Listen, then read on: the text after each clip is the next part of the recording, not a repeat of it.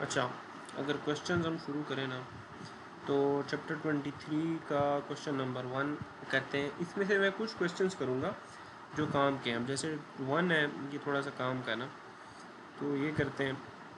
Question हमारे पास basically आप लोग अपने साथ खोल लो। Let me open them. किधर गए?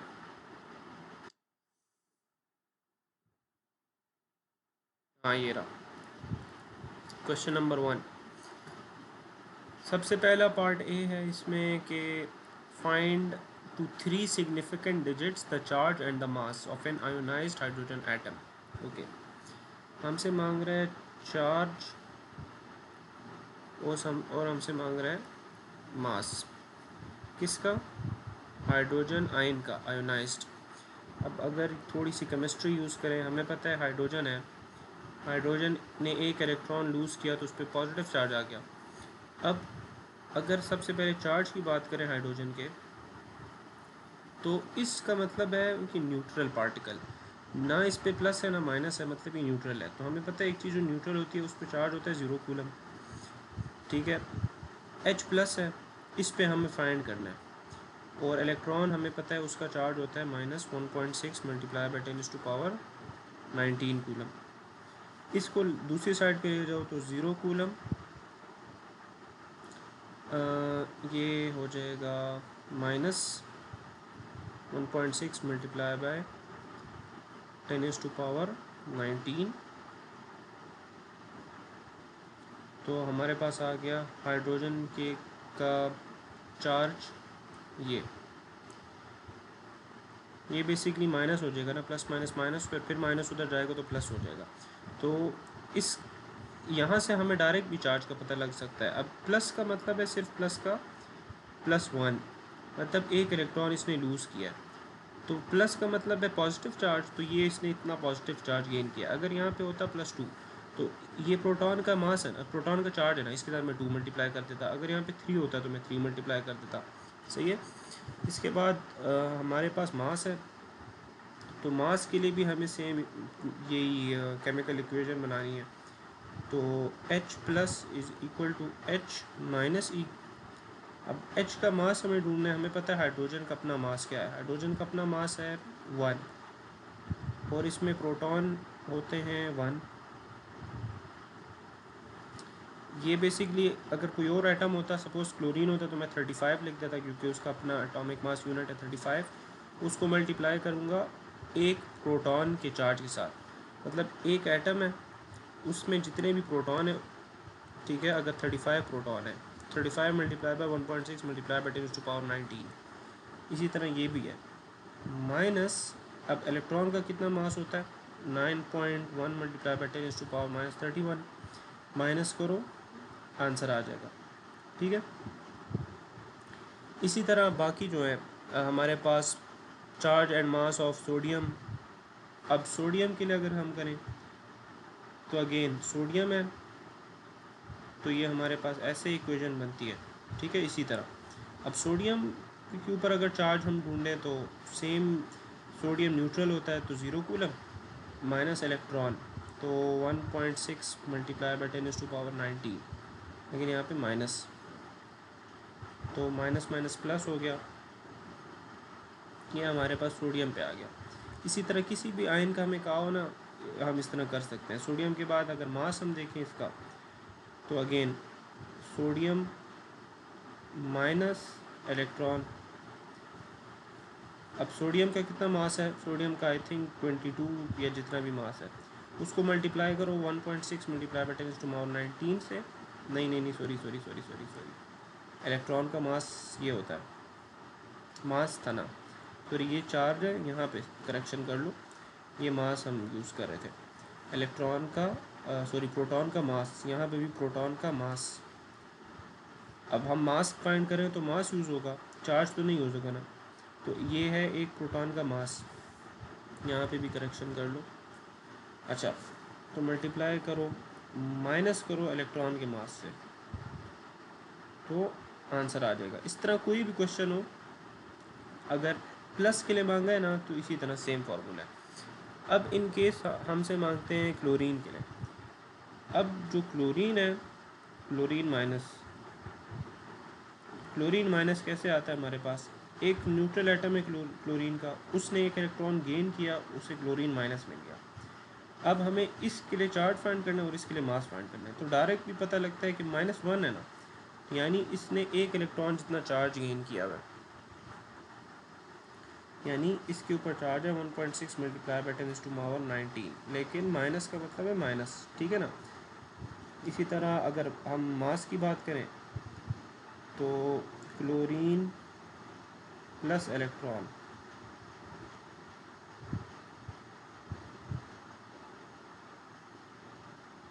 क्लोरीन का अपना मास क्या है 35। अब इसमें जो इलेक्ट्रॉन्स हैं उसका मास, सॉरी प्रोटॉन्स हैं उसका मास 27 प्लस इलेक्ट्रॉन का मास,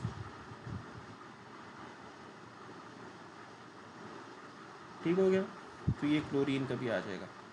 ये हो गया चार्ज, यहाँ पे मैंने डायरेक्ट किया है लेकिन आप इस तरह भी कर सकते हो, ये रीअरेंज करके। और यहाँ पे chlorine plus electron is equal to chlorine minus, इससे मास भी आ जाएगा, क्लोरीन का अपना एटॉमिक मास यूनिट और प्रोटॉन का मास प्लस क्या चीज़, इलेक्ट्रॉन का मास। तो इससे हमारे पास आ जाएगा क्लोरीन का मास, ठीक हो गया। ये हमारे पास क्वेश्चन 1। अगर हम क्वेश्चन 2 की तरफ जाएं तो क्वेश्चन 2 मैं नहीं कर रहा, फिर उसके बाद मैं कर रहा हूँ क्वेश्चन 3 भी नहीं कर रहा, 4 कर रहा हूँ। कहता है कि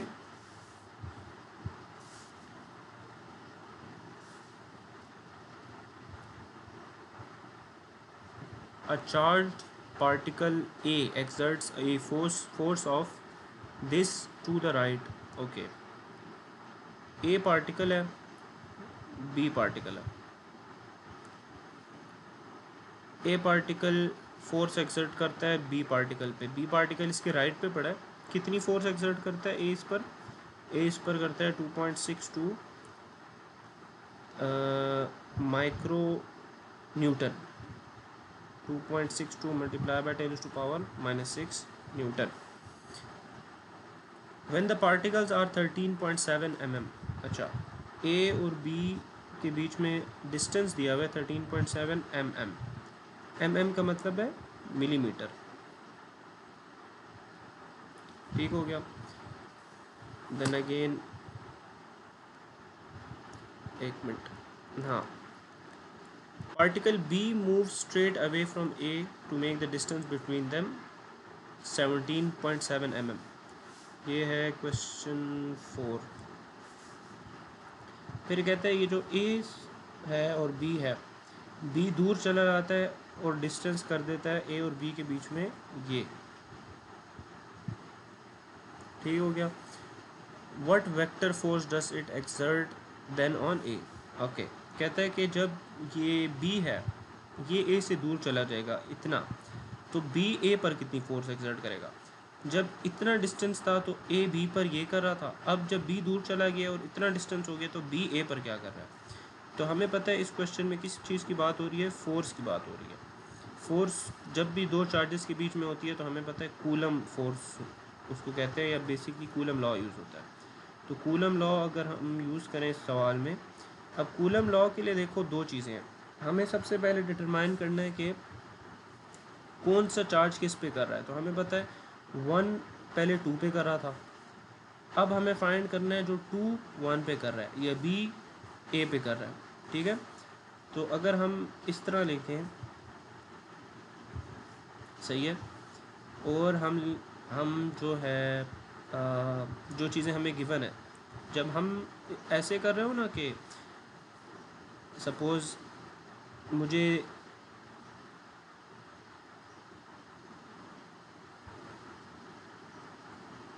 हाँ, अब हमें जो गिवन डेटा होता है और उस दो चीज़ों को कंपेयर करना होता है, और हमें कहते हैं कि अब आप उससे कुछ निकालो, तो हम सिर्फ अपने मतलब की क्वांटिटीज़ को उठा लेते हैं। मैं बताता हूँ कैसे, एक मिनट।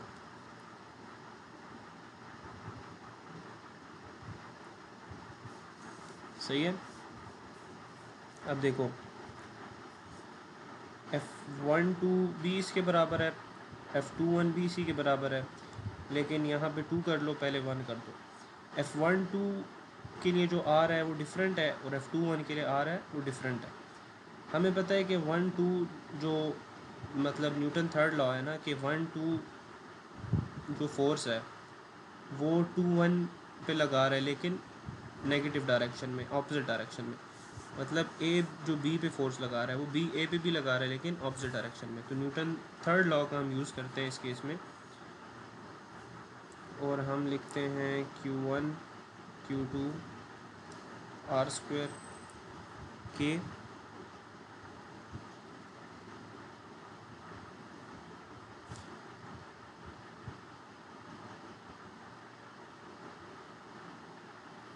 यार वेट, बल्कि इसको भी छोड़ो, सिंपल ऐसे लिखो,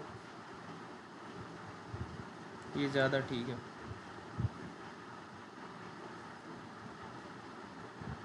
हाँ, ये इसलिए ठीक है ना, क्योंकि जब हम दो चीज़ों को कंपेयर कर रहे होते हैं तो सिर्फ वही क्वांटिटीज़ उठाते हैं जो मतलब हमें गिवन है।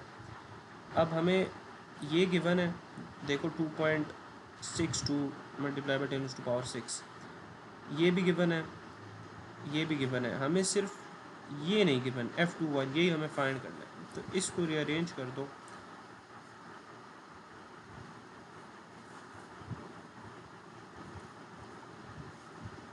Is equal to F21। अब वैल्यूज़ पुट कर दो इसमें, F21 इज इक्वल टू क्या चीज़,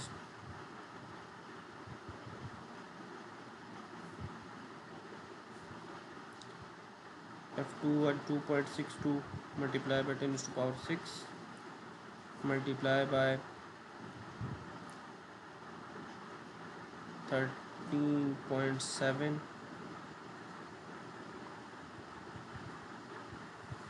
डिवाइड बाय क्या चीज़, डिवाइडेड बाय 17 मल्टीप्लाई बाय 10⁻3। तो बस इससे सिंपल आ जाएगा हमारे पास आंसर।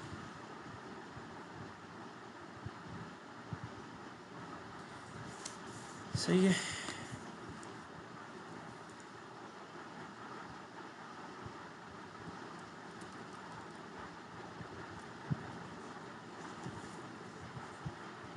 अब अगर हम क्वेश्चन 5 देखें तो क्वेश्चन 5 जो है वो बेसिकली यही है कि 2 protons in a molecule are 3.80 multiply by 10⁻⁻10 metre apart. Okay, 2 proton पड़े, उनके बीच में कितना डिस्टेंस है, उनके बीच में डिस्टेंस है 3.80 multiply by 10⁻⁻10। Find the electric force exerted by one proton on the other. 2 proton पड़े, उनके बीच में ये डिस्टेंस है। कहते हैं कि अब जो ये प्रोटॉन है वो इस प्रोटॉन पे कितनी फोर्स डालता है। फिर कहते हैं कि state how the magnitude of this force compares with the magnitude of gravitational force exerted by one proton on the other. तो पार्ट ए में हमें सिंपल निकालना है एफ जो 1-2 पे फोर्स लगा रहा है, सही है, या 2-1 पे लगा रहा है, दोनों में से कुछ भी कर लो, एक ही बात है। हमें ये देखना है या ये इस पर लगा रहा है या ये इस पर लगा रहा है, दोनों प्रोटॉन्स है ना, दोनों सेम चार्ज वाले हैं। पार्ट बी में हमें फिर ये देखना है कि अच्छा, अब ये जो है दो चार्जेस के बीच में फोर्स है, तो इसको कहते हैं कूलम फोर्स। कूलम फोर्स हमें पता है, कूलम फोर्स का फार्मूला ये है कि जी Q1 Q2 R स्क्वायर। तो ये दो चार्जेस के बीच में होती है, तो इसलिए इसको कहते हैं कूलम फोर्स। इसको हम रिप्रेजेंट करते हैं Fe से। एक होती है ग्रेविटेशनल फोर्स जिसको हम कहते हैं Fg।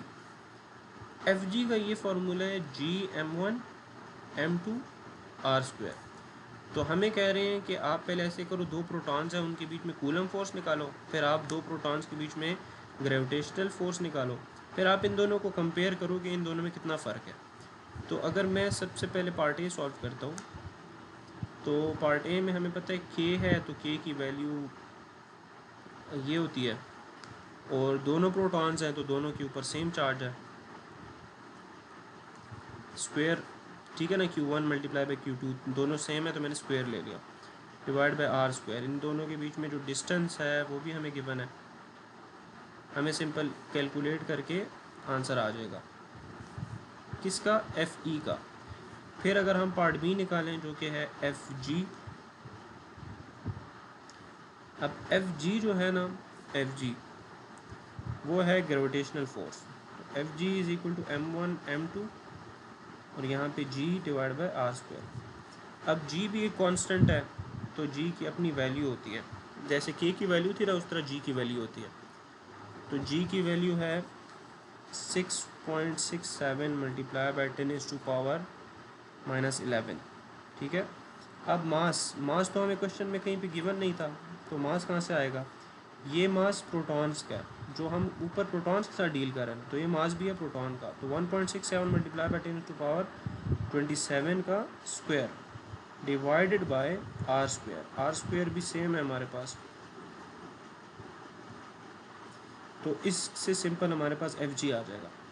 एफ ई सिंपल था, एफ जी भी सिंपल था। पार्ट सी में बस हमें इन दोनों को कंपेयर करना है कि ये फोर्स आपस में कितना इनमें फ़र्क है, ठीक है।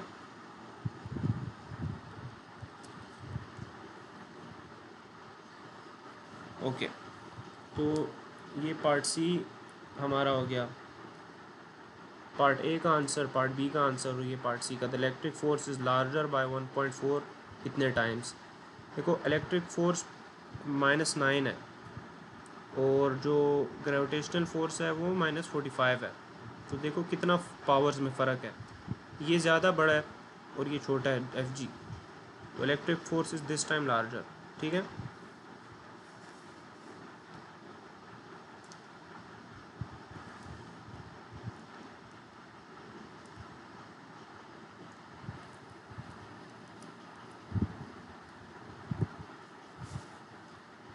ओके, इसके बाद जो है इस क्वेश्चन 5 का पार्ट सी मैं नहीं कर रहा, वो मुझे नहीं समझ आ रही थी। पार्ट 6 कर लेते हैं, क्वेश्चन 6 कर लेते हैं और क्वेश्चन 7 कर लेते हैं। क्वेश्चन 6 जो है कि 2 small spheres each with a mass of 10 gram are separated by 1, बल्कि 6 भी छोड़ो यार, 6 भी मुझे नहीं लगता सर देगा, सर देगा मेनली इलेक्ट्रिक फील्ड से, कूलम लॉ से, और वो चार्ज डिस्ट्रीब्यूशन वाले क्वेश्चन से।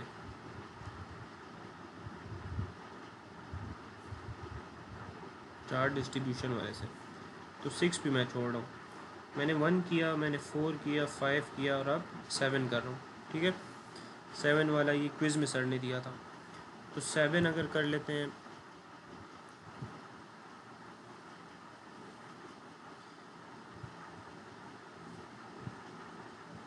ये वो ट्रायंगल वाला क्वेश्चन है।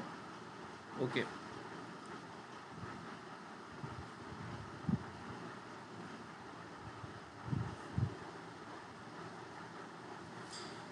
सबसे पहले तो ये जो है ना एरोज़ किस तरह ड्रॉ करने, इसको समझने की ज़रूरत है कि एरोज़ वाला क्या हिसाब होता है। ये हमारा क्वेश्चन हो गया, क्वेश्चन 7, 2 माइक्रोकूलम -4 माइक्रोकूलम और 7 माइक्रोकूलम, नाउ 1। तो अब हमें क्वेश्चन कहते हैं कि आप इलेक्ट्रिक फोर्स निकालो किस पॉइंट पर, इस पॉइंट पर। पार्ट ए हमारा है find the electric force. Electric force यानी कूलम फोर्स, एफ ई का हमें पता है फार्मूला, ठीक है। हमें एफ ई फाइंड करनी है किस पॉइंट पे, इस पॉइंट पे। तो अगर हमारे पास सिंपल 2 चार्जेस होते हैं ना, फिर तो चलो हम सिंपल इस फार्मूले से निकाल लेते हैं। 2 चार्जेस मतलब ये वाला चार्ज नहीं है, सिर्फ ये है और ये है, या ये वाला नहीं है, सिर्फ ये वाला है और ये वाला। लेकिन इस केस में 3 चार्जेस हैं। जब 3 चार्जेस होते हैं ना, 3 चार्जेस, या आप सिंपल कह लो मोर देन टू के केस में हम फिर जाते हैं किस पे, सुपरपोजिशन प्रिंसिपल पे। Superposition principle. सुपरपोजिशन प्रिंसिपल क्या है? सुपरपोजिशन प्रिंसिपल ये है कि एक पॉइंट पे अगर आप फोर्स फाइंड कर रहे हो ना, तो आप देखो कि ये वाला, अगर सपोज मैं इस पॉइंट पे कर रहा हूँ, तो आप देखो कि ये वाला पॉइंट और ये वाला पॉइंट इस पर कितनी फोर्स लगाता है। तो हमें पहले फाइंड करनी होगी इसकी फ़ोर्स, फिर हमें फाइंड करनी होगी इसकी फ़ोर्स, यानी ये इस पर कितनी लगा रहा है और ये वाला पॉइंट इस पर कितनी लगा रहा है। फिर हमें इन दोनों को ऐड करना होगा, तो हमारे पास आ जाएगी इस वाले पॉइंट की, इसको सपोज पी कर लेते हैं, तो हमारे पास आ जाएगी एफ पी।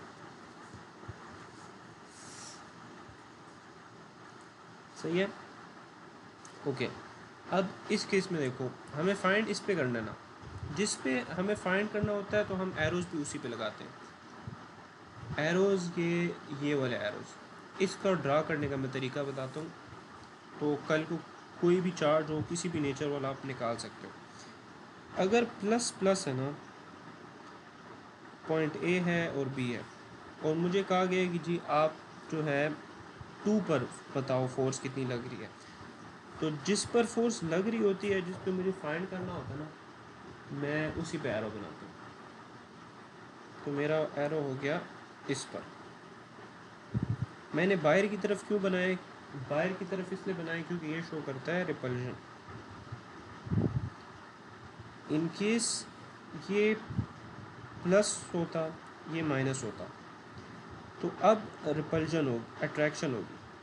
फाइंड मुझे इस पे करना है, तो मैं एरो भी इसी पे ड्रॉ करूँगा, लेकिन अब अट्रैक्शन हो रही है। ठीक है, ये तो सिर्फ 2 चार्जेस के बीच में हो गई। ये चलो नेगेटिव नेगेटिव भी देख लेते हैं।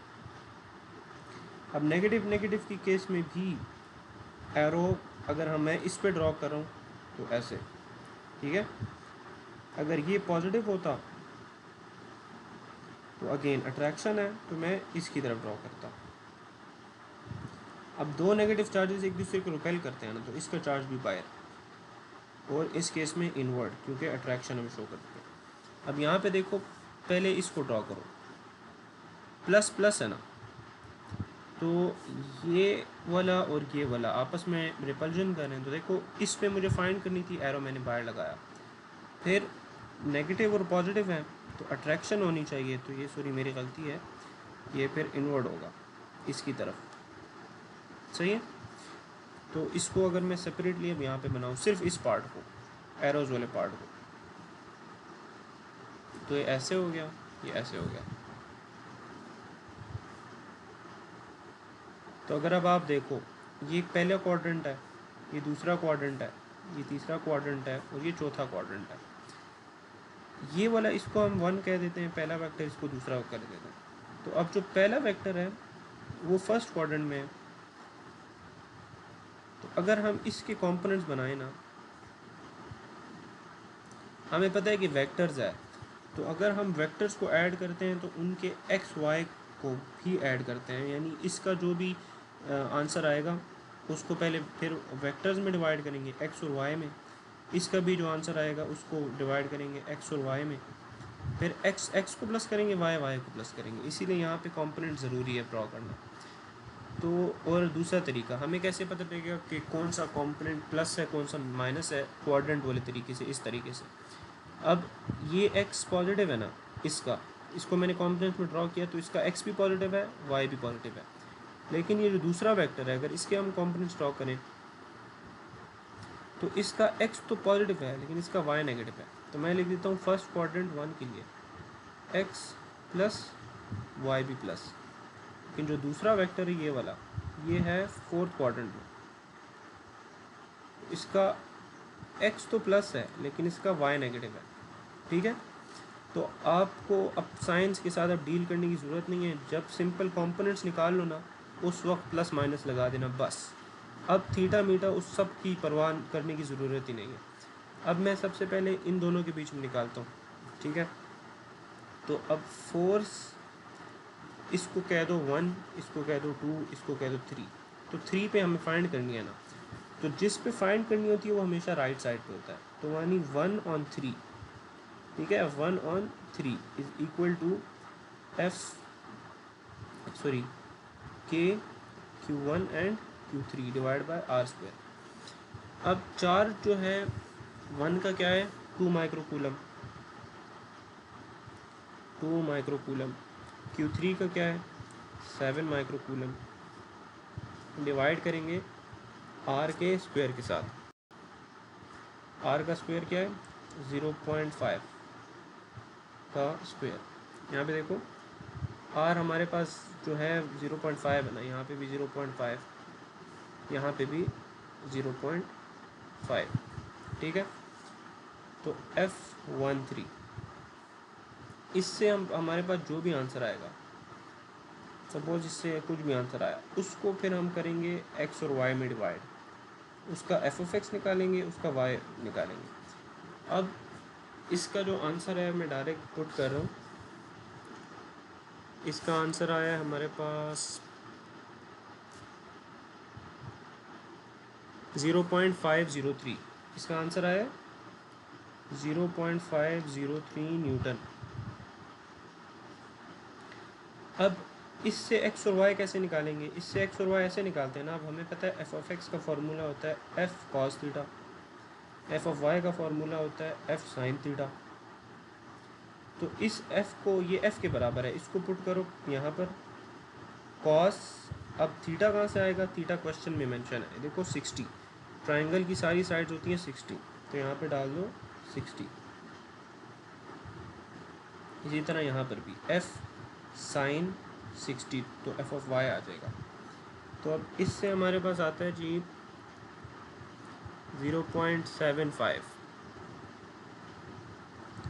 0.75 न्यूटन।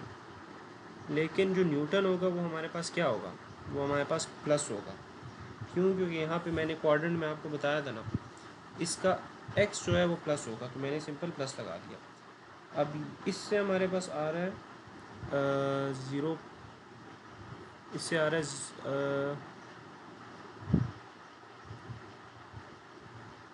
सबर, ये करना पड़ेगा जल्दी जल्दी।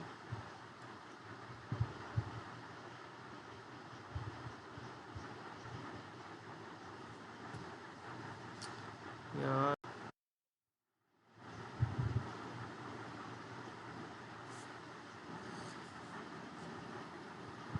सॉरी कैमरा बंद हो गया था, ओके। तो इससे हमारे पास जो भी आंसर आता है, सपोज 0.7 कुछ भी आ गया, वो भी प्लस होगा। क्यों प्लस होगा, क्योंकि हमने यहाँ पे क्वाड्रेंट्स में देखा y प्लस आ रहा था, इस वेक्टर के लिए y प्लस आ रहा था। देखो x भी प्लस है, y भी प्लस है। अब अगर हम दूसरे के लिए करते हैं, अब ये वाला जो इस पे लगा रहा है, तो F2/3, F2/3 जिस पे हमें फाइंड करना होता है वो बाद में होता है।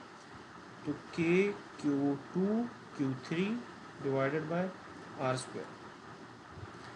तो इससे हमारे पास बेसिकली k की वैल्यू डालो, Q2 Q3 डालो, आर स्क्वायर डालो, इससे आ रहा है हमारे पास डायरेक्ट मैं करूँ तो 1.01 न्यूटन। अगेन सेम प्रोसेस, इसको f(x) में डिवाइड, f(x) और f(y) इसका फाइंड करो। f(x) कैसे फाइंड करोगे, cos ऑफ थीटा। f(y) कैसे करोगे, f sin ऑफ थीटा। तो f हमारे पास 101 था, उसको मल्टीप्लाई करो cos 60 से, और ये जो था 101 मल्टीप्लाई बाय साइन ऑफ 60, ठीक है। अब इसका जो आंसर होगा वो तो प्लस होगा x का, लेकिन y नेगेटिव होगा। हमें कैसे पता, हमें ऐसे पता, हमने क्वाड्रेंट्स में देखा था। तो x तो पॉजिटिव होगा इसका, लेकिन y नेगेटिव होगा। तो देखो इसी तरह ये क्वेश्चन करना था, और फिर हमें दोनों x को प्लस किया, दोनों y को प्लस किया। देखो इसका y है नेगेटिव दूसरे वाले का, तो हमारे पास सिंपल आंसर आ गया, ठीक है। तो ये सारा 7 था। अब इस तरह का कोई भी क्वेश्चन हो, उसमें यही करना होता है कि हमें फाइंड करनी होती है फोर्स 1 जो अप्लाई करता है 2 पे, इसी तरह सारी फोर्सेस फाइंड करो, उन सब के एक्स फाइंड करो, वाई फाइंड करो, सब एक्स वाई को प्लस कर दो।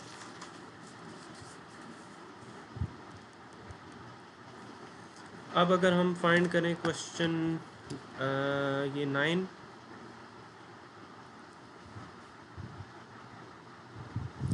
क्वेश्चन 8,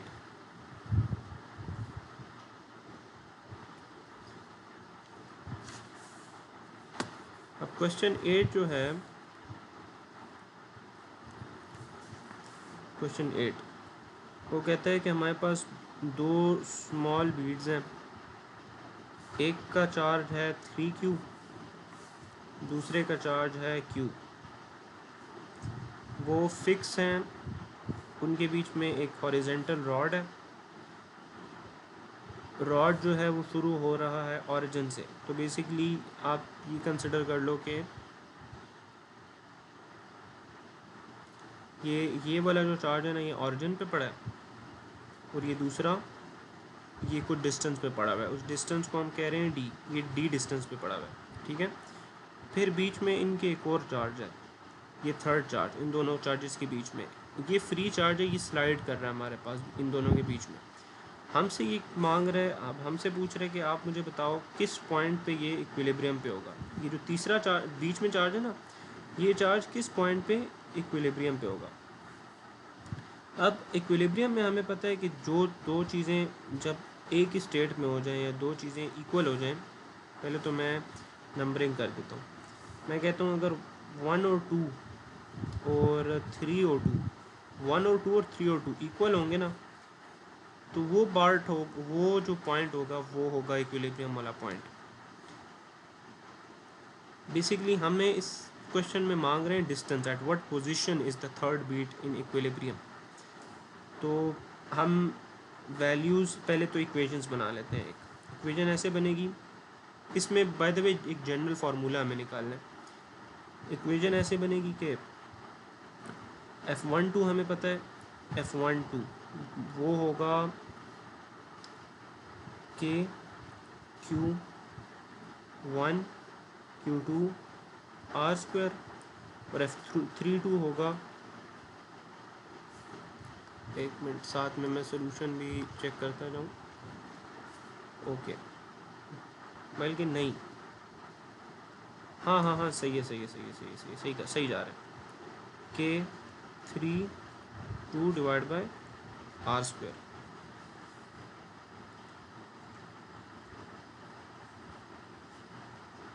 इसको मैं राइट साइड पे ले देता हूँ।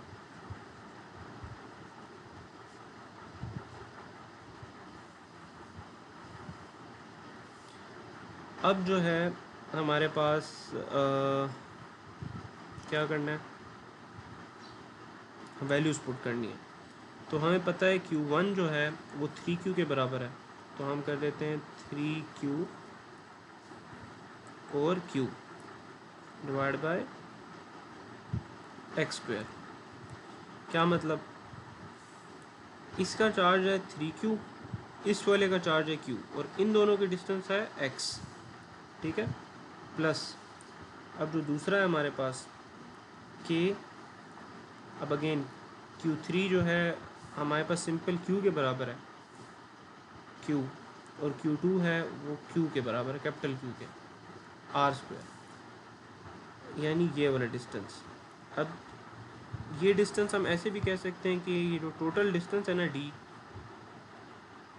इसमें से आप x को माइनस करो, तो जो बाकी रह जाएगा ना वो इन दोनों के बीच में डिस्टेंस है। तो मैं लिख सकता हूँ d माइनस एक्स का स्क्वायर, तो d माइनस एक्स का स्क्वायर मतलब ये वाला हिस्सा, तो यहाँ पे मैं लिख देता हूँ d माइनस एक्स का स्क्वायर इज इक्वल टू 0। अब यहाँ पे d इंट्रोड्यूस कराने का मकसद मेरा ये था कि इसी d को तो हमें फाइंड करना है ना, यही तो हमारी पोजीशन है, इसी को तो हमें फाइंड करना है। अब देखो कि Q एक्स स्क्वायर, 3 को मैं साइड पे ले गया, plus Q d minus x का स्क्वायर इज इक्वल टू 0। अब इसमें से जो कॉमन है उनको तो साइड पे करो ना,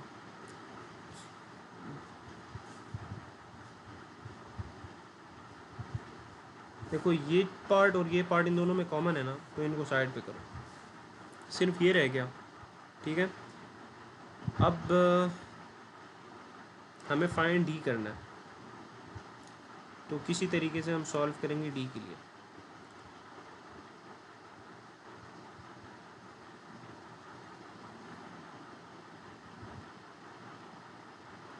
पहले ऐसा करते हैं कि इसको यहाँ पर ही रहने देते हैं, नहीं बल्कि इसको लेफ़्ट साइड पे ले जाते हैं, ये हो जाएगा 3x का स्क्वायर। अब d माइनस एक्स के लिए हमें फाइंड करना है, तो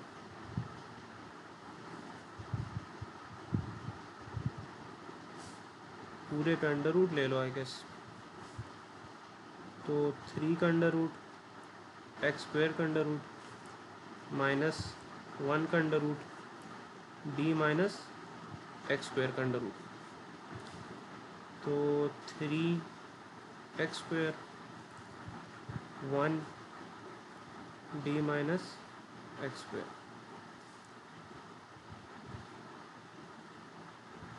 तो एक्स स्क्वायर कट गया, यहाँ पे सिर्फ 3 रह गया, under root of 1 is 1 d minus X. ठीक है, तो फिर से रीअरेंज करो, d minus X is equal to minus 1 3 X, cross वो कर दिया, बेसिकली क्रॉस मल्टीप्लाई कर दिया, और x को भी दोनों साइड पे मल्टीप्लाई कर दो, तो ये हमारे पास बन गया d minus X under root 3। इस इक्वेशन को फर्दर भी हम सॉल्व कर सकते हैं, लेकिन यहाँ तक भी ठीक है, सही है। तो ये हमारे पास बेसिकली हो गया क्वेश्चन 8।